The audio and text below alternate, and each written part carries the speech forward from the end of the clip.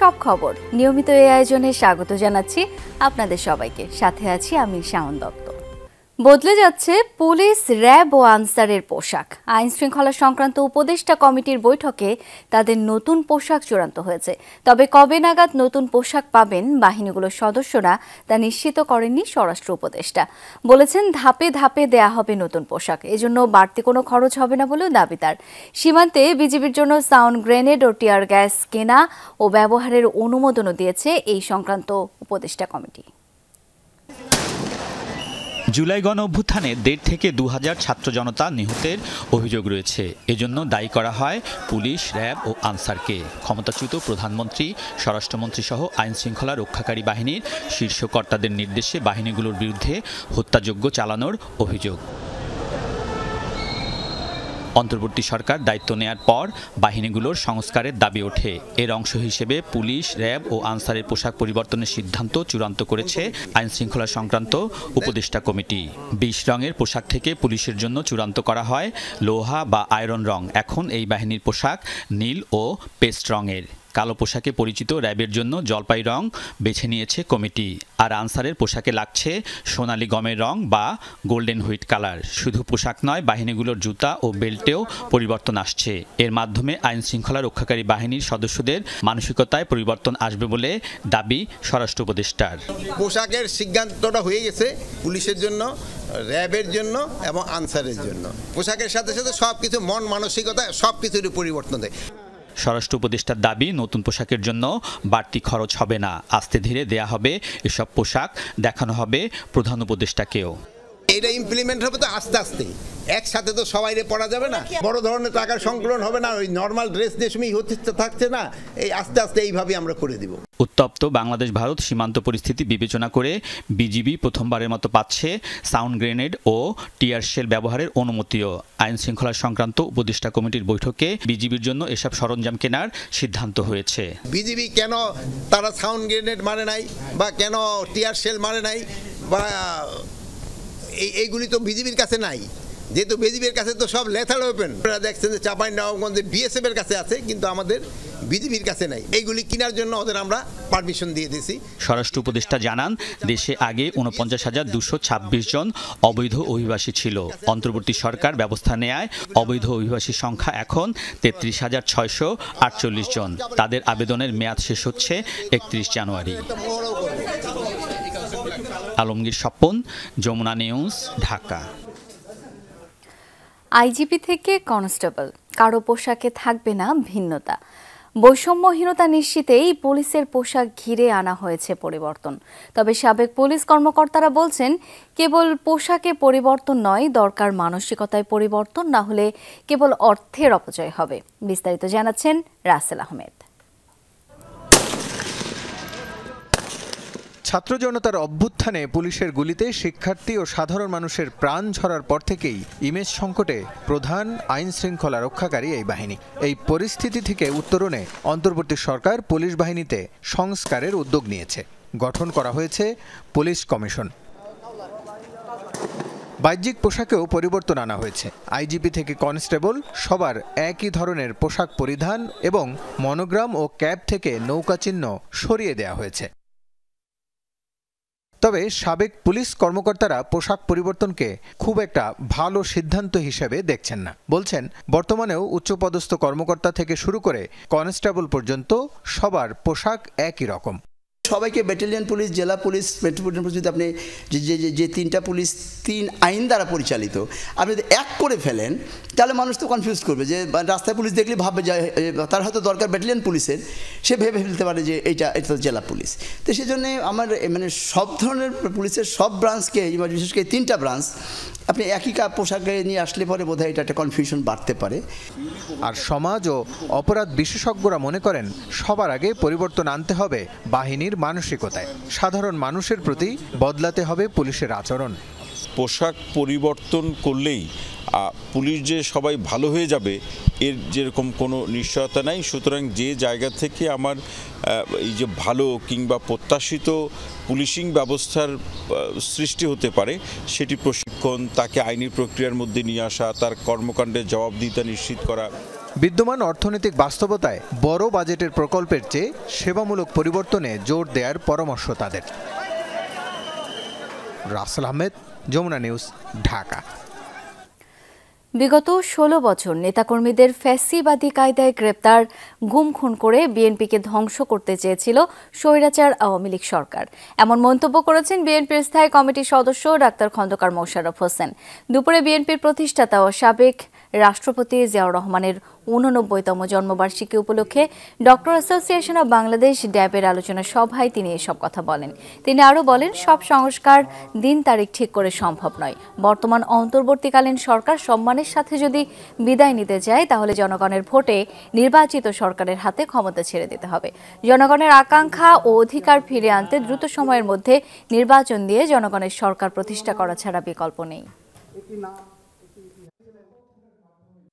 অতি দ্রুত সংস্কার কার্য সম্পন্ন করে যতটুকু সম্ভব এদেশের জনগণের কাছে ক্ষমতা হস্তান্তর করা হোক, অর্থাৎ একটি সুষ্ঠু নিরপেক্ষ স্বাধীন জনগণ যাতে করে স্বাধীনভাবে ভোট দিতে পারে এমন একটি নির্বাচন ব্যবস্থা করে জনগণের নির্বাচিত প্রতিনিধিদের কাছে ক্ষমতা হস্তান্তর করে এই সরকারকে বিদায় নিতে হবে।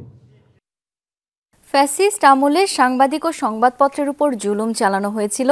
সে সময় সংবাদ মাধ্যম যদি সত্যকে পুরোপুরি তুলে ধরতে পারত, তাহলে ফ্যাসিস্টরা চেপে বসতে পারত না। দৈনিক সংগ্রামের সুবর্ণ জয়ন্তীতে কথা বলেছেন জামায়াত আমির ডাক্তার শফিকুর রহমান। অনুষ্ঠানে সিনিয়র সাংবাদিকরা বলেন, কারো মত প্রকাশের স্বাধীনতায় হস্তক্ষেপ করা যাবে না।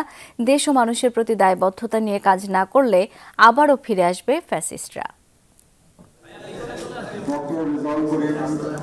দৈনিক সংগ্রাম প্রকাশনার সুবর্ণ জয়ন্তী উপলক্ষে বর্ণাঢ্য আয়োজন। এতে যোগ দেন রাজনৈতিক, সামাজিক, সাংস্কৃতিক অঙ্গন সহ বিভিন্ন শ্রেণী পেশার বিশিষ্টজনেরা। অনুষ্ঠানে সিনিয়র সাংবাদিকরা বলেন, মত প্রকাশের জন্য কোনো সাংবাদিককে হেনস্থা করা যাবে না। একই সাথে কোনো সাংবাদিকের অপরাধ প্রমাণিত হওয়ার আগে আটক না করতে সরকারকে আইন করার আহ্বান জানান। দেশের স্বাধীনতা ও সার্বভৌমত্ব রক্ষায় সকলকে ঐক্যবদ্ধ থাকারও আহ্বান জানান তারা। বিএনপি ক্ষমতায় আসুক, বর্তমানে যে সরকার আছে ক্ষমতায় আসুক, জামাত ক্ষমতায় আসুক, আমরা সর্বদা বলে যাব যে মত প্রকাশের স্বাধীনতা থাকতে হবে।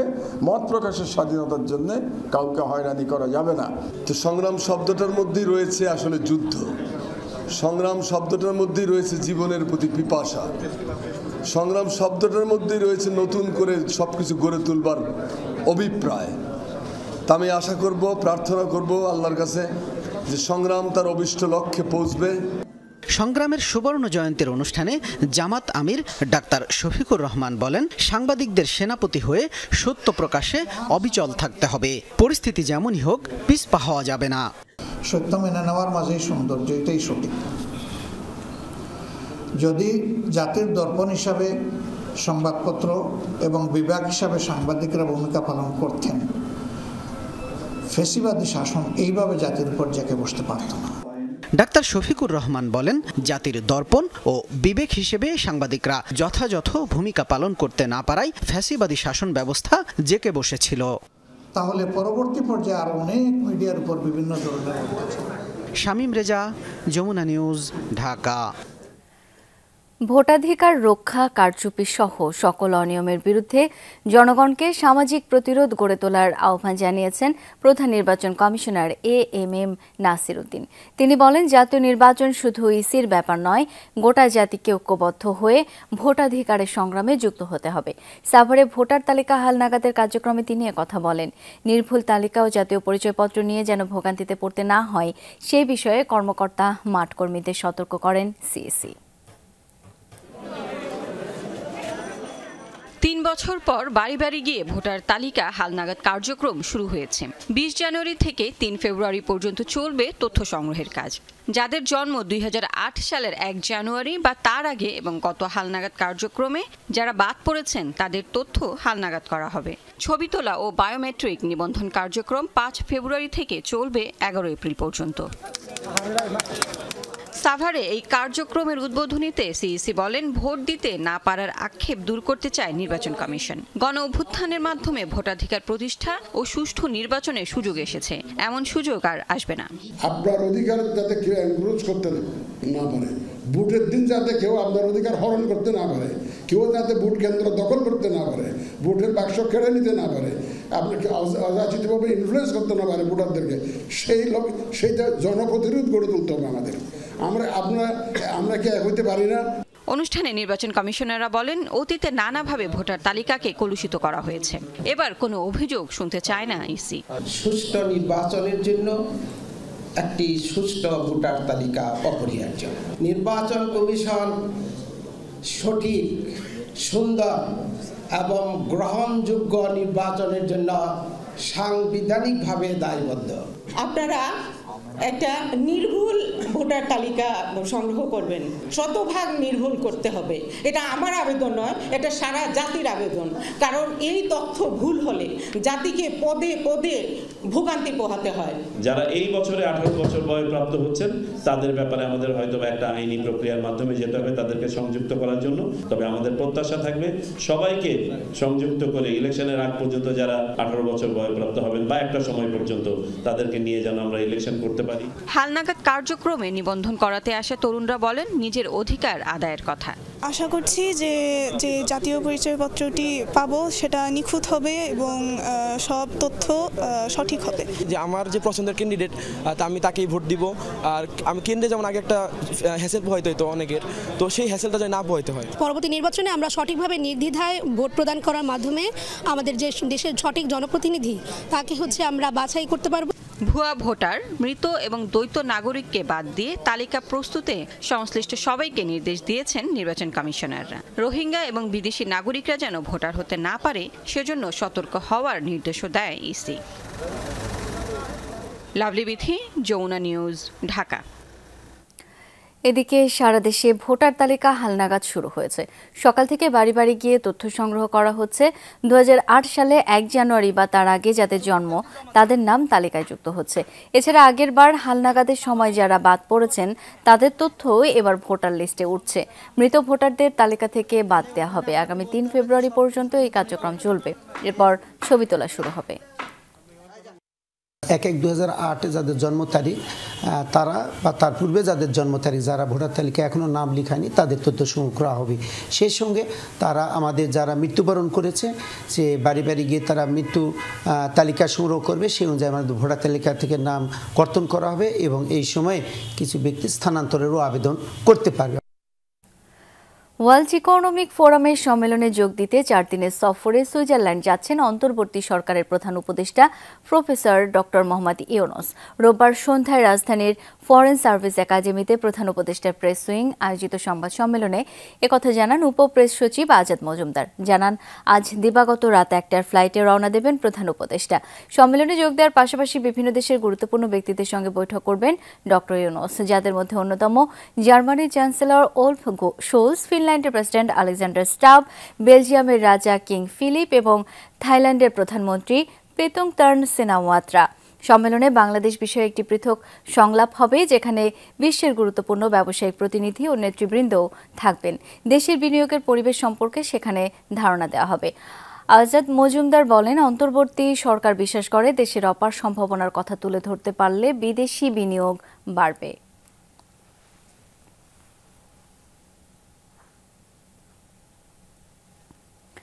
বাংলাদেশের অন্তর্বর্তীকালীন সরকারের প্রতি সমর্থনের প্রতিশ্রুতি পুনর্ব্যক্ত করেছে যুক্তরাষ্ট্র। সকালে স্টেট গেস্ট হাউস যমুনায় অন্তর্বর্তী সরকারের প্রধান উপদেষ্টা ডক্টর ইউনূসের সাথে সাক্ষাৎ করেন বাংলাদেশের মার্কিন দূতাবাসের নতুন charge d'affaires Tracey Ann Jacobson. সাক্ষাৎকালে প্রধান উপদেষ্টাকে জ্যাকবসন এই সমর্থনের প্রতিশ্রুতি দেন। বৈঠকে বাংলাদেশে চলমান সংস্কার উদ্যোগ ও পরবর্তী সাধারণ নির্বাচন পরিকল্পনা নিয়ে আলোচনা হয়। এ সময় প্রধান উপদেষ্টা বলেন, রাজনৈতিক দলগুলো সংস্কার প্রস্তাবে সম্মত হলে সরকার তাদেরকে এটি স্বাক্ষর করার অনুরোধ জানাবে, যা জুলাই চার্টার হিসেবে পরিচিত হবে। রোহিঙ্গাদের বাংলাদেশ থেকে প্রত্যাবাসন ও মিয়ানমারের রাখাইন রাজ্যে একটি নিরাপদ অঞ্চল তৈরিতে যুক্তরাষ্ট্রের সমর্থন প্রত্যাশা করেন ডক্টর ইউনূস। যুক্তরাষ্ট্রের ৪৭তম প্রেসিডেন্ট হিসেবে ওভাল অফিসের দায়িত্ব নিতে যাচ্ছেন ডোনাল্ড ট্রাম্প। ক্যাপিটাল হিলে বর্ণাঢ্য আয়োজনের মধ্য দিয়ে শপথ গ্রহণ করবেন তিনি। হাই প্রোফাইল অনুষ্ঠানটিতে যোগ দেবেন ২ লাখ মানুষ। খারাপ আবহাওয়ার কারণে এবার ইনডোরে হবে শপথ গ্রহণ। ক্যাপিটাল বিল্ডিং এর ভেতরে নেওয়া হয়েছে প্রস্তুতি। সেখানেই জাতির উদ্দেশ্যে ভাষণ দেবেন ডোনাল্ড ট্রাম্প। অভিষেক অনুষ্ঠান উপলক্ষে পুরো ওয়াশিংটন ঢাকা হয়েছে নিরাপত্তার চাদরে। ক্যাপিটাল হিল, হোয়াইট হাউস সহ আশপাশের এলাকায় মোতায়েন করা হয়েছে ২৫,০০০ নিরাপত্তারক্ষী। সার্বক্ষণিক পর্যবেক্ষণে ব্যবহার করা হচ্ছে ড্রোন ও অত্যাধুনিক প্রযুক্তি। নিয়ম মেনে ট্রাম্পের অভিষেক অনুষ্ঠানে উপস্থিত থাকবেন বিদায়ী প্রেসিডেন্ট জো বাইডেন, স্ত্রী জিল বাইডেন। এছাড়া ধনকুবের ইলন মাস্ক সহ আয়োজনে অংশ নেবেন মার্ক জাকারবার্গ ও অ্যামাজনের মালিক সহ বহু বিখ্যাত ব্যক্তিত্ব। ট্রাম্পের অভিষেক অনুষ্ঠানের আগে ওয়াশিংটনে অনুষ্ঠিত হয়েছে বিজয় র্যালি। রোববার ক্যাপিটাল ওয়াল অ্যারেনায় হয় এই আয়োজন। ২০,০০০ মানুষের ধারণ ক্ষমতা সম্পন্ন ভেন্যুতে দর্শকদের উদ্দেশ্যে ভাষণ দিয়েছেন ট্রাম্প। পুরো ভেন্যুতে ছিল ট্রাম্প সমর্থকদের উপচে পড়া ভিড়। ট্রাম্পের ভাষণের শুরুতেই গুরুত্ব পেয়েছে অভিবাসন ইস্যু। জানিয়েছেন মেক আমেরিকা গ্রেটের পথে বাধা অবৈধ অভিবাসী। হুঁশিয়ারি দিয়েছেন তাদের মার্কিন ভূখণ্ড থেকে বিতাড়িত করার প্রেসিডেন্ট হিসেবে তার প্রথম দিনের কাজ। ওয়াশিংটনে অভিষেক পূর্ব অনুষ্ঠান শেষে সোমবার স্থানীয় সময় দুপুরে ক্যাপিটাল হিলে শপথ গ্রহণ করবেন ডোনাল্ড ট্রাম্প।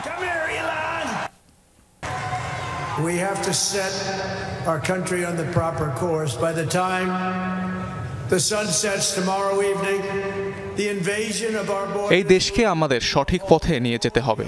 আমাদের সীমান্তে যে আগ্রাসন, অনুপ্রবেশ চলছে তা কাল সূর্যাস্তের আগেই থেমে যাবে। যত দ্রুত সম্ভব এইসব অপরাধী অভিবাসীদের আমরা যুক্তরাষ্ট্রের মাটি থেকে বিতাড়িত করব। বাইডেন প্রশাসনের যত বোকামি আদেশ আছে তা আমার শপথ নেয়ার কয়েক ঘন্টার মধ্যে বাতিল হয়ে যাবে। অনূর্ধ্ব-১৯ নারী টি-20 বিশ্বকাপের খবর। লো স্কোরিং থ্রিলারে অস্ট্রেলিয়ার কাছে ২ উইকেটে হারল বাংলাদেশ অনূর্ধ্ব-১৯ দল। বাংলাদেশের করা ৯১ রানের জবাবে ৪ বল আর ২ উইকেট হাতে রেখে লক্ষ্যে পৌঁছায় অজিরা। আগে ব্যাট করতে নেমে নিয়মিত বিরতিতে উইকেট হারাতে থাকে বাংলাদেশের মেয়েরা। ওপেনার সুমাইয়া সুবর্ণা ১৩ আর আফিফা ইরার ২৯ ছাড়া কেউই ছুঁতে পারেনি ২ অঙ্কের কোটা। আর তাতে নির্ধারিত ২০ ওভারে ৯ উইকেটে ৯১ রানে থামে বাংলাদেশের ইনিংস। সহজ লক্ষ্য তাড়া করতে নেমে ওপেনিং জুটিতেই ২৬ রান তোলে অজিরা।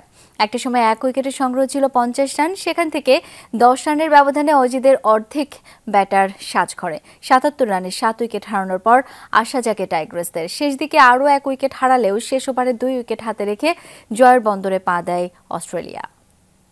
আবারও নতুন মামলায় গ্রেপ্তার দেখানো হয়েছে বেশ কয়েকজন সাবেক সংসদ সদস্য ও মন্ত্রীকে। সেই সাথে গণহত্যার মামলায় আরও ৩ জন পুলিশ সদস্যকে কারাগারে পাঠিয়েছে আন্তর্জাতিক অপরাধ ট্রাইব্যুনাল। সকালে আদালতে তাদেরকে হাজির করা হয়। নতুন মামলায় গ্রেপ্তারের তালিকায় আছেন সাবেক মন্ত্রী আনিসুল হক, ডাক্তার দীপু মনি, হাসানুল হক ইনু, জুনায়েদ আহমেদ পলক ও শেখ হাসিনার উপদেষ্টা সালমান এফ রহমান সহ আরও বেশ কয়েকজন। এছাড়া জুলাই গণহত্যার ঘটনায় আরও ৩ জনকে আন্তর্জাতিক অপরাধ ট্রাইব্যুনালে হাজির করা হয়েছে। গাজীপুরের কোনাবাড়ির হৃদয় হত্যা মামলায় গ্রেপ্তারকৃত কনস্টেবল আকরাম হোসেন, জুলাই আগস্টে উত্তরায় হত্যা ও মানবতা বিরোধী অপরাধে গ্রেপ্তার কনস্টেবল হোসেন আলী এবং যাত্রাবাড়ির গণহত্যা মামলায় এসি তানজিলকে সকালে ট্রাইব্যুনালে হাজির করা হয়। জুলাই আগস্ট ছাত্র জনতার আন্দোলনের ঘটনায় দায়ের করা হত্যা মামলায় পুলিশের এক সহকারী পুলিশ সুপার ও 2 কনস্টেবলকে কারাগারে পাঠিয়েছেন আন্তর্জাতিক অপরাধ ট্রাইব্যুনাল। সকালে তাদেরকে পৃথক মামলায় হাজিরের পর এই আদেশ দেন ট্রাইব্যুনাল। এদিন প্রথমবারের মতো ট্রাইব্যুনালের বৈধতা নিয়ে প্রশ্ন তুলেছেন আসামি সাবেক মেজর জেনারেল জিয়াউল হাসানের আইনজীবী। ছাত্র জনতার ৩৬ দিনের আন্দোলনের সফল পরিণতির দিন ৫ আগস্ট বিকেলের দৃশ্য।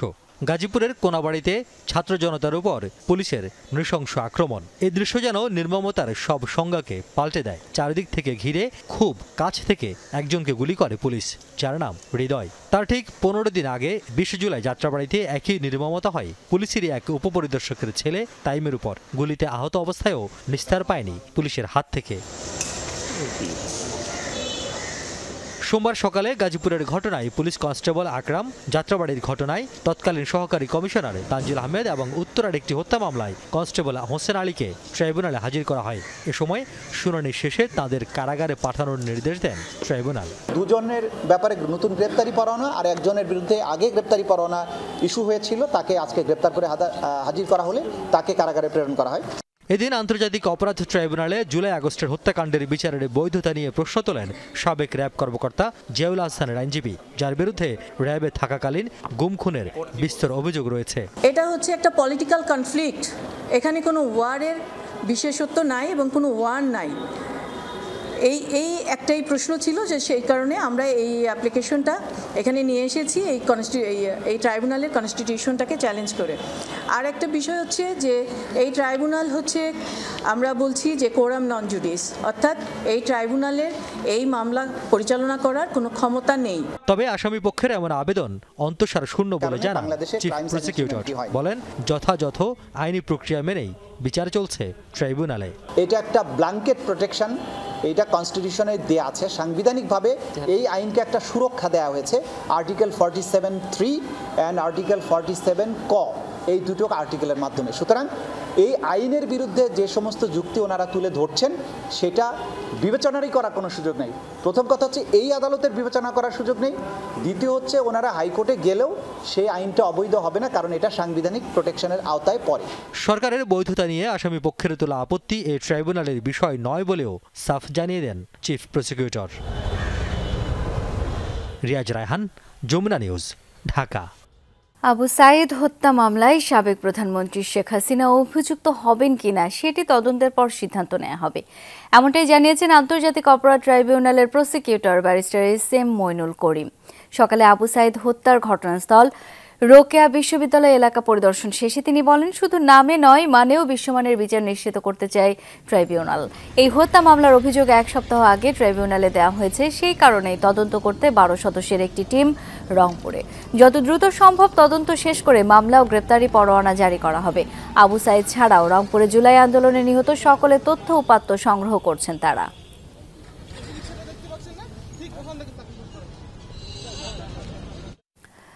প্রায় 68 কোটি টাকার অবৈধ সম্পদ ও 258 কোটি টাকার অস্বাভাবিক লেনদেনের অভিযোগে কুমিল্লা 6 আসনের সাবেক এমপি বাহাউদ্দিন বাহারের বিরুদ্ধে মামলা দায়ের করেছে দুদক। দুপুরে দুদক কার্যালয়ে সংস্থাটির মহাপরিচালক মোহাম্মদ আক্তার হোসেন এই তথ্য জানান।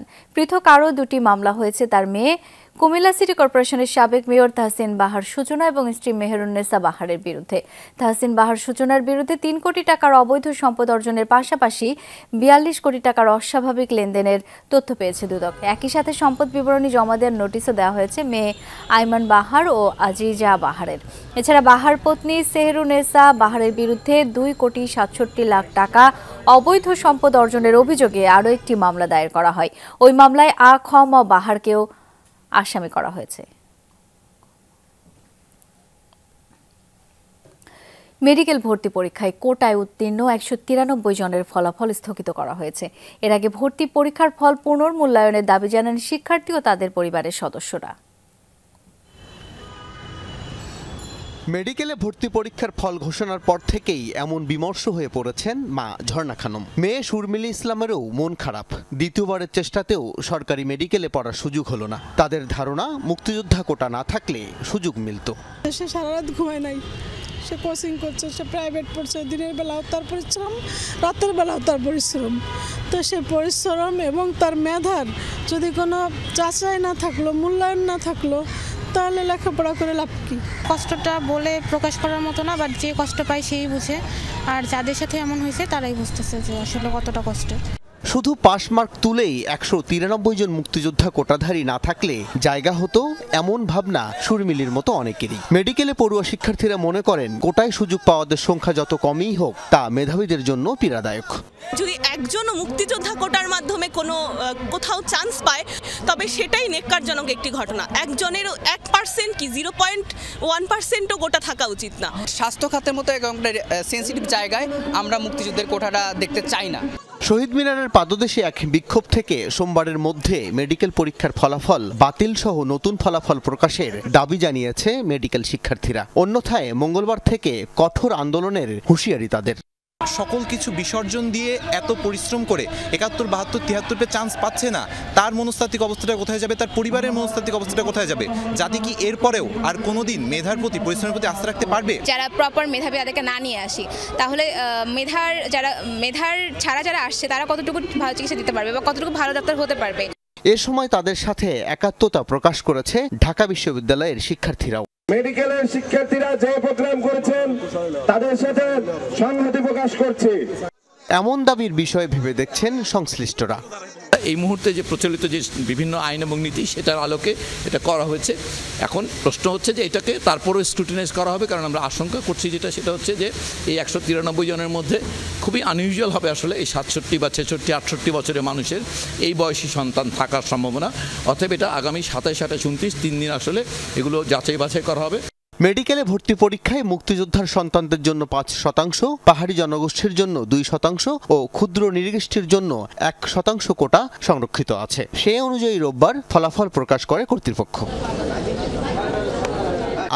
আমিন হক অহন, যমুনা নিউজ, ঢাকা। যুদ্ধবিরতি কার্যকরের প্রথম দিনে ইসরায়েলি কারাগার থেকে ছাড়া পেল 90 ফিলিস্তিনি বন্দী। চুক্তির শর্ত হিসেবে 3 ইসরায়েলি জিম্মির বিনিময়ে মুক্তি পেয়েছেন তারা। কয়েক ঘন্টার অপেক্ষা আর শঙ্কার পর গভীর রাতে পশ্চিম তীরে প্রবেশ করে মুক্তিপ্রাপ্তদের গাড়ি। নেওয়া হয় রামাল্লার কাছাকাছি বেইতুনিয়ায়। তাদের স্বাগত জানাতে ফিলিস্তিনিদের ঢল নামে রাস্তায়। গান, স্লোগান, আনন্দ উচ্ছ্বাসে মেতে ওঠে তারা। প্রিয়জনকে কাছে পেয়ে আবেগ আপ্লুত হয়ে পড়েন স্বজনরা। প্রথম ধাপে মুক্তিপ্রাপ্ত ফিলিস্তিনিদের মধ্যে 69 নারী, 21 কিশোর রয়েছে। রোববার মুক্তি পেতে যাওয়া জিম্মিদের তালিকা প্রকাশ ঘিরে জটিলতায় গাজায় 3 ঘন্টা দেরিতে কার্যকর হয় বহুল কাঙ্ক্ষিত যুদ্ধবিরতি। সন্ধ্যায় মুক্তি পায় হামাসের কাছে জিম্মি 3 বন্দী। রেড ক্রসের কাছে হস্তান্তর করা হয় তাদের। পৌঁছে দেওয়া হয় সীমান্তে। ইসরায়েলি সেনাবাহিনী দেশে ফিরিয়ে নেয় মুক্তিপ্রাপ্তদের।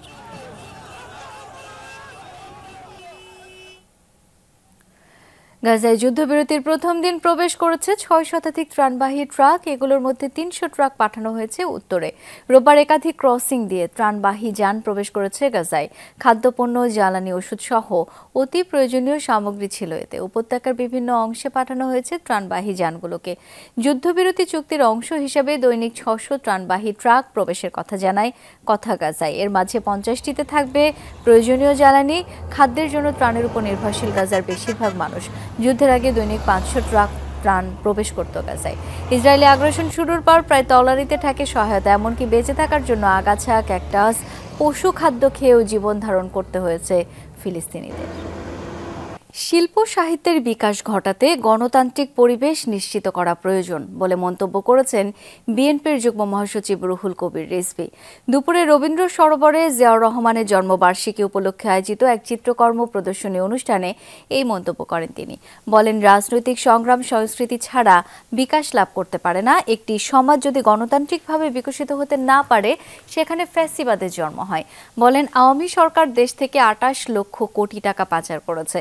গণতান্ত্রিক পরিবেশ থাকলে এর বিরুদ্ধে প্রতিবাদ হতো বলে মন্তব্য করেন রিজভী। সত্যিকার অর্থেই শিল্পী সাহিত্যের অনুশীলন থাকতো, একটি যদি গণতান্ত্রিক পরিবেশ থাকতো তাহলে এগুলোর প্রতিবাদ হতো এবং এই অনুশীলনের কারণে অপর জনসাধারণের মধ্যে গড় রুচি আরও অনেক বেশি শানিত হতো। এই ধরনের চর্যবৃত্তি, লুণ্ঠন, টাকা পাচারের যে একটা পরিকাঠামো নির্মাণ করা হয়েছিল সেটা হতে পারত না। বিএনপি নির্বাহী কমিটির সদস্য 31 নম্বর ওয়ার্ডের সাবেক কাউন্সিলর রফিকুল ইসলাম রাসেল আদালতে আত্মসমর্পণ করেছেন। তাকে কারাগারে পাঠিয়েছেন আদালত। চকবাজার থানার 3টি মামলায় সকালে আত্মসমর্পণ করেন তিনি। গাড়ি ভাঙচুর, পুলিশের উপর হামলা মামলায় 5 বছর 9 মাস সাজা হয়েছিল তার। এর আগে আওয়ামী লীগ সরকারের সময় দীর্ঘদিন কারাভোগ করতে হয় তাকে। বিগত সরকারের নির্যাতন নিপীড়নের শিকার হন তিনি। আত্মসমর্পণের আগে বিএনপি নেতা রাসেল বলেন, আইন তার নিজস্ব গতিতে চলবে।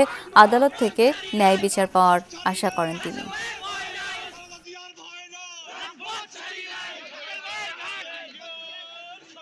আদালতে আমি আজকে আত্মসমর্পণ করব, আইনের কাছে শপথ করব।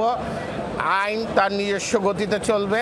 আমরা চাই বিচার বিভাগ যাতে নিরপেক্ষ হয়, সুষ্ঠু হয়, একটা সাধারণ নাগরিক যাতে তার বিচার পায়, ন্যায্য বিচার পায়। দৈনিক ভোরের কাগজ বন্ধ ঘোষণা করেছে পত্রিকাটির কর্তৃপক্ষ। সোমবার রাজধানীর মালিবাগে প্রতিষ্ঠানটির কার্যালয়ের প্রধান ফটকে এই সংক্রান্ত নোটিশ টাঙিয়ে দেওয়া হয়।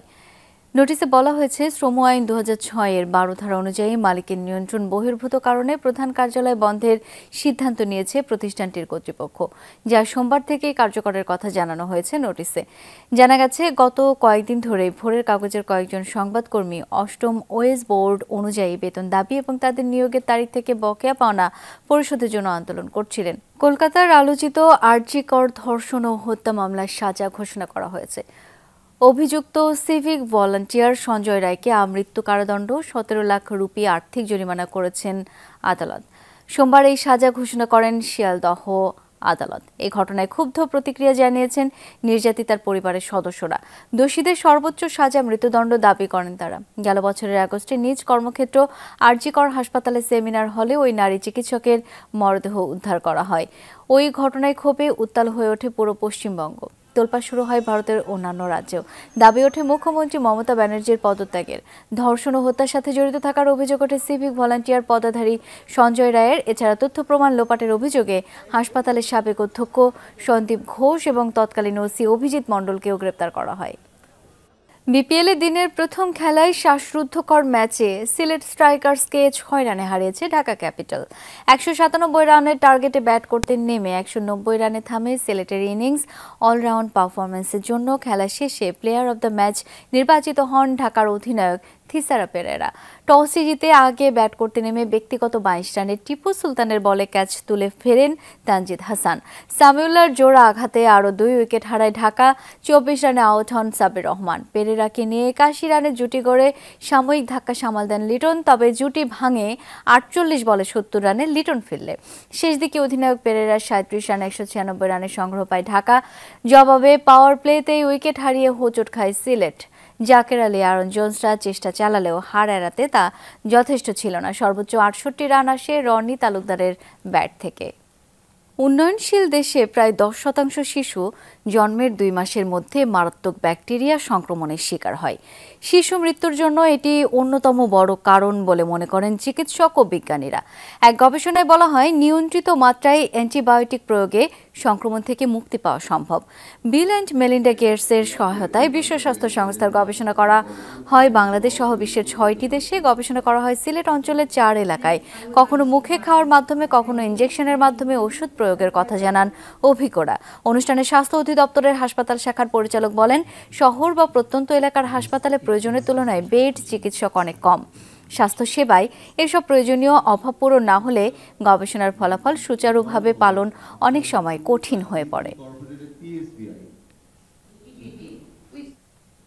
ভারত থেকে চোরাচালানের মাধ্যমে আনা 25,044 পিস স্কিন কেয়ার সামগ্রী উদ্ধার করেছে ডিবি পুলিশ। গ্রেপ্তার করা হয়েছে চোরাচালান চক্রের এক সদস্যকে। দুপুরে ডিএমপি মিডিয়া সেন্টারে এক ব্রিফিংয়ে এই তথ্য জানান তেজগাঁও জোনের ডিসি মিজানুর রহমান। বলেন, রোববার সন্ধ্যায় বনশ্রী এলাকায় অভিযান চালিয়ে ফিরোজ আলম নামে চোরাচালান চক্রের একজনকে গ্রেপ্তার করা হয়। উদ্ধারকৃত এসব কসমেটিক্স শুল্ক ফাঁকি দিয়ে ভারত থেকে আনা হতো। সরবরাহ করা হতো অনলাইন শপ সহ বিভিন্ন দোকানে। চক্রের অন্যদের গ্রেপ্তারের চেষ্টা চলছে বলে জানিয়েছে ডিবি। উদ্ধারকৃত সামগ্রীর বাজার মূল্য প্রায় 48 লাখ টাকা বলেও জানায় তারা।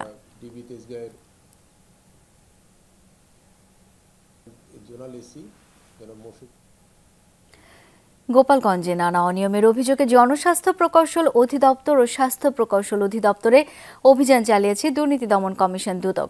সকালে দুদকের গোপালগঞ্জ কার্যালয়ের একটি দল এই অভিযান চালায়।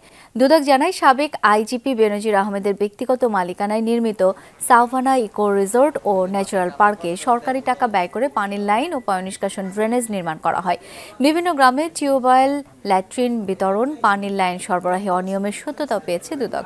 এছাড়া 2019 সালে কাশিয়ানী উপজেলায় 20 শয্যা বিশিষ্ট হাসপাতালের নির্মাণ কাজ শুরু হলেও তার অর্ধেক কাজও হয়নি, অথচ প্রকল্পের 16 কোটি টাকার বিল পরিশোধ হয়েছে। চট্টগ্রামের সুবিধা বঞ্চিত ও ভাসমান মানুষের মধ্যে শীতবস্ত্র বিতরণ করেছে বিএনপি। এই উপলক্ষে মুনিরনগর ওয়ার্ড বিএনপি অঙ্গ সংগঠন আয়োজিত অনুষ্ঠানে কেন্দ্রীয় বিএনপি নেতা ইসরাফিল খসরু বলেন, জিয়াউর রহমানের প্রতিষ্ঠিত দলটি গণমানুষের কল্যাণে কাজ করে। বিভেদ ভুলে নেতাকর্মীদের ঐক্যবদ্ধ থাকার আহ্বান জানান তিনি। পরে কয়েকশো মানুষের মধ্যে কম্বল বিতরণ করা হয়। এ সময় বন্দর থানা বিএনপি নেতারা উপস্থিত ছিলেন। আর এই ছিল আজকের সব খবরের আয়োজন। এতক্ষণ সাথে থাকার জন্য ধন্যবাদ সবাইকে।